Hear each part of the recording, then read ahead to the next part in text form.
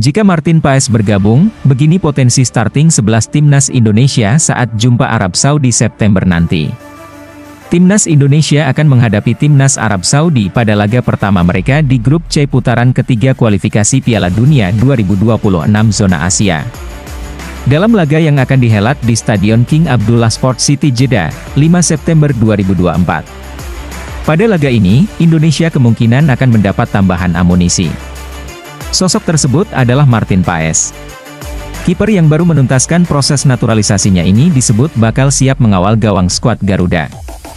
Jika memang sudah siap dan legal dimainkan, Paes hampir bisa dipastikan akan dipasang sebagai pemain inti. Apalagi, lawan yang dihadapi adalah Arab Saudi, yang dipastikan akan tampil agresif pada laga ini. Selain kehadiran Paes, Indonesia pada laga ini juga akan melakukan perubahan di benteng pertahanan.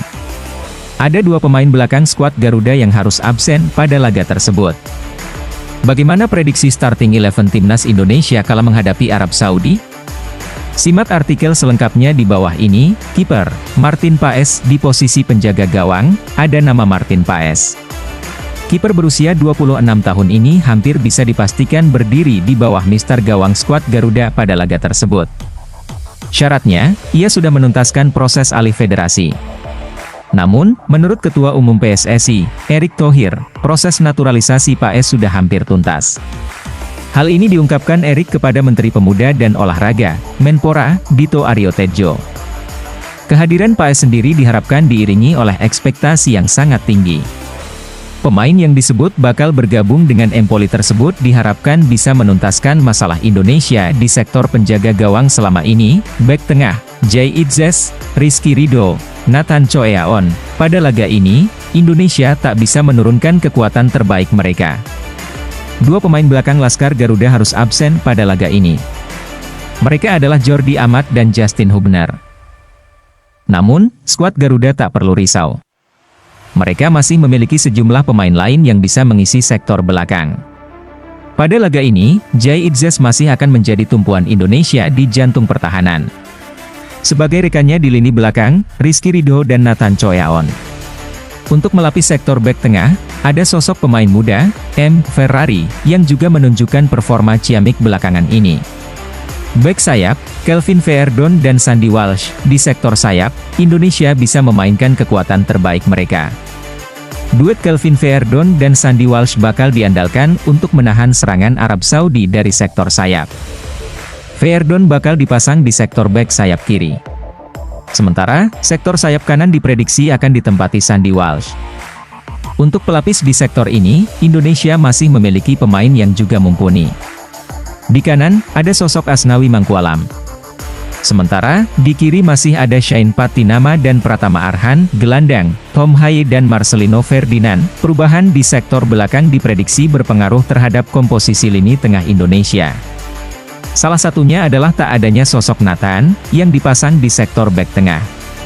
Sebagai pengganti Nathan, Indonesia masih memiliki sosok Marcelino Ferdinand. Dengan agresivitas dan determinasinya, Marcel bisa jadi ancaman bagi Arab Saudi. Sementara, satu posisi lain di sektor ini masih akan ditempati Tom Haye. Sang profesor, dengan visi dan umpan-umpan akuratnya diharapkan bakal menjadi dirigen permainan skuad Garuda. Sayap, Ragnar Oratmangoen dan Yakob Sayuri. Di sektor sayap, Indonesia perlu pemain-pemain dengan kecepatan dan kelincahan. Para winger Indonesia juga harus bisa melewati adangan lawan dalam duel 1 lawan 1. Hal ini untuk melancarkan strategi Indonesia, yang kemungkinan besar akan mengandalkan serangan balik. Untuk mengisi posisi tersebut, ada dua pemain yang cocok. Di sektor kiri ada nama Ragnar Oratmangoen. Pemain ini dikenal memiliki kemampuan duel 1 lawan 1 yang bagus. Tak cuma bisa mengumpan, ia juga bisa melepaskan tembakan ke gawang lawan. Sementara, di sektor kanan, Indonesia punya Yakob Sayuri. Kemampuan pemain Malut United ini dalam merusak organisasi pertahanan lawan sudah tak bisa diragukan lagi.